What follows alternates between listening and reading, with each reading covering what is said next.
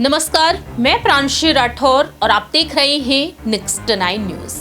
मध्य प्रदेश के विधानसभा चुनाव के लिए आज सुबह से ही वोटिंग की शुरुआत हो चुकी है। आखिरकार मध्य प्रदेश में इस बार किसका राज तिलक होगा, इस पर सभी की नजरें टिकी हुई हैं।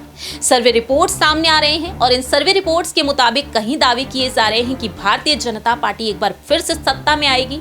वहीं दूसरी ही तरफ कांग्रेस खेमे की लेकर भी यहां पर अहम दावा किया जा रहा है कि इस बार कांग्रेस जीत हासिल कर सकती है। आखिरकार यहां पर कौन सी पार्टी बाजी मारती हुई नजर आएगी, ये तो 3 दिसंबर को ही पता चलेगा जब नतीजे सामने आएंगे। लेकिन इससे पहले यहां पर देखा जा रहा है कि सियासी आरोप प्रत्यारोप का सिलसिला जारी है और इस बीच यहां पर तमाम दिग्गज नेता हैं जो चर्चा का विषय बने हुए हैं।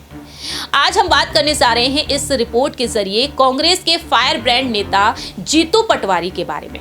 जी हां, जीतू पटवारी जो इंदौर के राव विधानसभा क्षेत्र से मैदान में उतारे गए हैं और जिन्हें बीजेपी की तरफ से प्रत्याशी मधु वर्मा चुनौती दे रही हैं।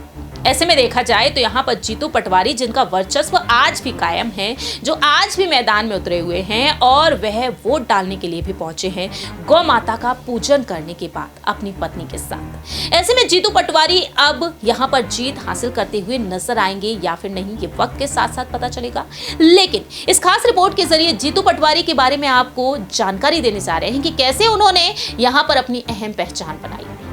सबसे पहले आपको बता दें कि मध्य प्रदेश में जो आज विधानसभा चुनाव हो रहे हैं, जो वोटिंग हो रही है, इस बीच इंदौर के राव विधानसभा क्षेत्र में कांग्रेस और बीजेपी के कार्यकर्ता भिड़ते हुए नजर आए। हालात को नियंत्रित करने के लिए पुलिस को आंसू गैस के गोले तक दागने पड़े। थाने के बाहर जमकर बवाल तक हो गया। राव विधानसभा सीट से कांग्रेस के किसान नेता कहे जाते हैं पूर्व मंत्री जीतू पटवारी, जिन्हें प्रत्याशी बनाया गया है और उन्हें चुनौती दे रही है मधु वर्मा।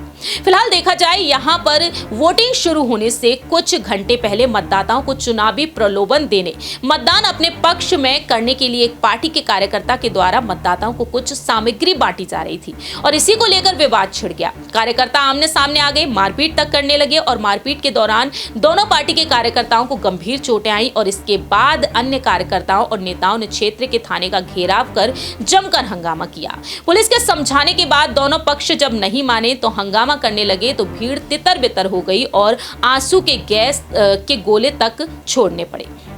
ऐसे में देखा जाए तो जीतू पटवारी अब यहाँ पर चर्चा का विषय बन चुके हैं। वहीं 16 नवंबर की देर रात यहाँ पर राव में यही देखा गया कि बीजेपी और कांग्रेस के कार्यकर्ता आपस में तो भिड़ गए, तो पुलिस ने कई लोगों पर केस तक दर्ज कर लिया और यहाँ पर कार्यकर्ताओं ने आचार संहिता का उल्लंघन करते हुए आम लोगों को मुफ्त में जो चीजें बांटी गई, इसी को लेकर जो झड़प हुई और ऐसे में जीतू पटवारी के भाई नाना पटवारी और बीजेपी उम्मीदवार मधु वर्मा के भाई बलराम वर्मा का यहाँ पर जो नाम सामने आया, दोनों के खिलाफ राजेंद्र नगर थाने में केस तक दर्ज हो गया और ऐसे में देखा जाए तो अब यहाँ पर तमाम अहम फैसले भी जल्द से जल्द लिए जाएंगे। लेकिन यहाँ पर अगर बात की जाए जीतू पटवारी के बारे में, कांग्रेस के फायर ब्रांड नेताओं में ये शुमार है। बीजेपी के कई दिग्गज नेताओं पर यह है अपना बयान देते हुए नजर आए हैं। केंद्रीय मंत्री ज्योतिरादित्य सिंधिया पर भी इन्होंने बयान दिया है, तो वहीं राजस्थान के पूर्व डिप्टी सीएम सचिन पायलट को लेकर भी साल 2017 में पहली बार मीडिया के सामने आकर इन्होंने सुर्खियां बटोरी, जब मंदसौर में किसान आंदोलन के दौरान पुलिस ने गोलाबारी की और इस घटना में कुछ किसान का निधन हो गया। जीतू पटवारी का जन्म इंदौर जिले के बिजलपुर में एक समृद्ध किसान परिवार में हुआ। जीतू पटवारी के दादा कौदर लाल पटवारी ने आजादी की लड़ाई लड़ी, तो वहीं इनके पिता रमेश चंद्र कांग्रेस के सक्रिय नेता रहे हैं और राजनीति विरासत में जीतू पटवारी को मिली है। जीतू पटवारी ने देवी अहिल्या विश्वविद्यालय इंदौर से बीएस के अलावा कानून की पढ़ाई की है। इस दौरान उन्होंने राजनीति में एंट्री ली। यूथ कांग्रेस के जिला अध्यक्ष के बाद प्रदेश अध्यक्ष तक विभिन्न पदों की जिम्मेदारी ये संभाल चुके हैं। जीतू पटवारी ने पहली बार 2013 में राव विधानसभा सीट से चुनाव लड़ा और विधायक निर्वाचित किए गए। 2018 में दूसरी बार चुनाव में जीत हासिल की और कमलनाथ सरकार में उन्हें कैबिनेट मंत्री बनाया गया। वहीं 2023 जुलाई के महीने में भोपाल के एमपी एमएलए कोर्ट ने जीतू पटवारी को 1 साल की सजा सुनाई और 10 रुपए का जुर्माना लगा दिया। बता दें आपको, इनके खिलाफ राजगढ़ में 2009 में शासकीय कार्य में बाधा डालने के संबंध में केस दर्ज किया गया और जीतू पटवारी को दोषी करार किया गया। हालांकि बाद में इन्हें जमानत भी मिल गई। तो इस तरह से जीतू पटवारी काफी ज्यादा सुर्खियों में आ गए। 2018 में ये कैबिनेट मंत्री के तौर पर भी जाने गए और 2020 में जब सत्ता में फेरबदल हुआ तब इन्होंने अपने पद से इस्तीफा दे दिया।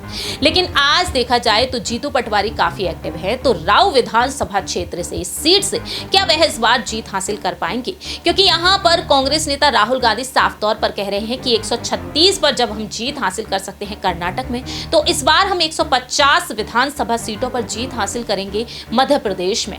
ऐसे में देखना होगा कि क्या एक बार फिर से कमलनाथ की सरकार मध्य प्रदेश में बनती हुई नजर आएगी, और अगर सरकार बनती है तो क्या कैबिनेट का हिस्सा एक बार फिर से जीतू पटवारी बनेंगे?